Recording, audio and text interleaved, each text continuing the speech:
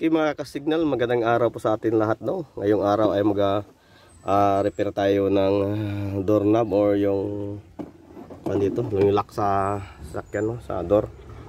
Ito.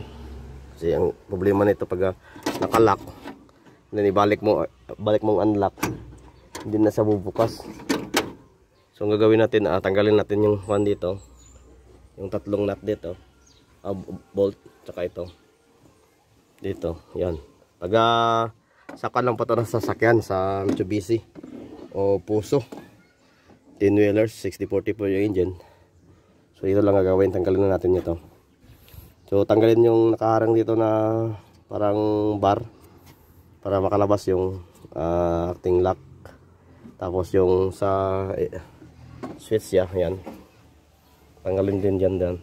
Kasi may parang nakakuan dyan na plastic. Yan ang tanggalin, hatakan naman yung rod. So itong dalawang rod, ito po yung sa rod ng ito po yung rod ay sa kanyang lock, at saka itong rod ay para po sa kanyang pang-open. Okay. So tanggalan na natin ito. Okay, ito mga ka-signal, ang gagawin natin ngayon, ipapakita ko sa inyo kung paano tayo magbukas ng door ng sasakyan 6040 Mitsubishi, no? So ito po yung sa kanyang opener, yung sa knob niya. Ito po yung sa kanyang lock, no? Pag hinatak to, ito po yung ang gawin natin. Itong kita mo, ito po yung sa lock niya, yan. At ito po yung sa kanyang door lock. Yan o, gumagalaw. So pag gagawin ito mga dulay, pag masira na yung kanyang door, so ang gagawin natin, ito lang po ating sungkitin ito, yung ito na portion. Wow. Kasi pag masangit pa mo yan o, kahit nakalock yan sir, okay. Tingnan natin, kahit nakalock yan o, atras lang yung lock yan. Ang bawa yan, nakalock yan, buksan mo yung takip sa door mo, ito lang yung sungkitin natin. Kahit nakalock yan o open yan, tingnan natin kung gagalaw. Tingnan mo kung gagalaw yan. Kaya nang galawin yan pag ma-press mo talaga ito. Ayan o, galaw siya no. Pero pag dito ka, halimbawa nakagalock yan, pag dito yung hatakin mo, yan o, hindi siya gagalaw yung lock. Yan, wala. Kasi ito po yung talaga yung open sa lock dito, yung one dito. So pag ganito, pag sira na yung kanyang lock, ito lang susungkitin natin mga signal. Ito lang, ito no, yan o, yan, kahit walang pan lang, kahit nakalock pa yan, basta ganito lang yung susukurin natin. Yan o, galaw yung lock. Kasi ang proper nito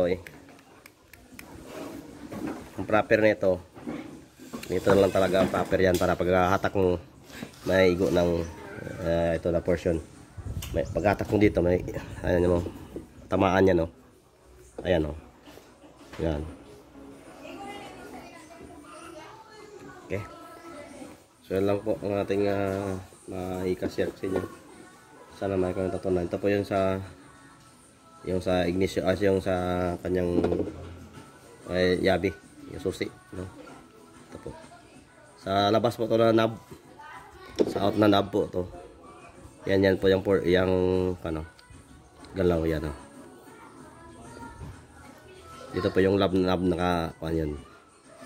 Pag may tamaan to siya, gagalaw yan. Ayan o.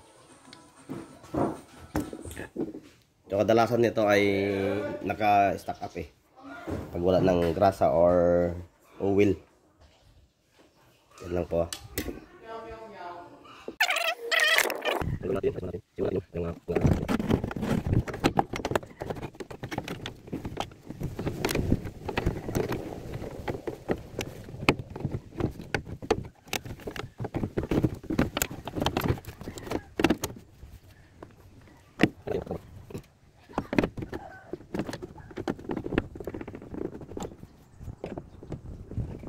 Okay mga kasignal, subukan na natin yung ating doorknob na trabaho, no?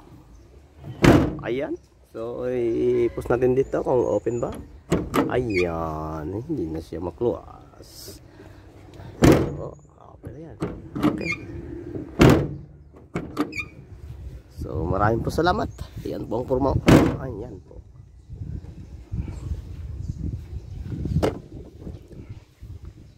Maraming po salamat.